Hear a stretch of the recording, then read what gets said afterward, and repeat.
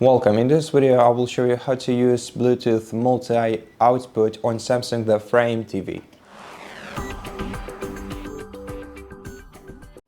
First of all, press the settings button on your remote control, which is located right beneath your power button.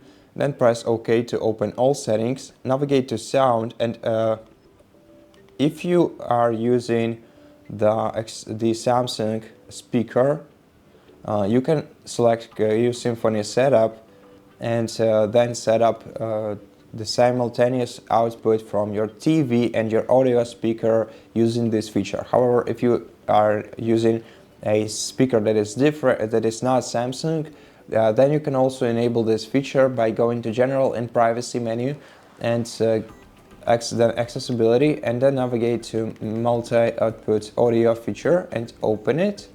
Then I will select the speaker that you want to connect with your PC for multi-output from both your TV speaker and your external speaker. Just select the device from on the list, and that's it.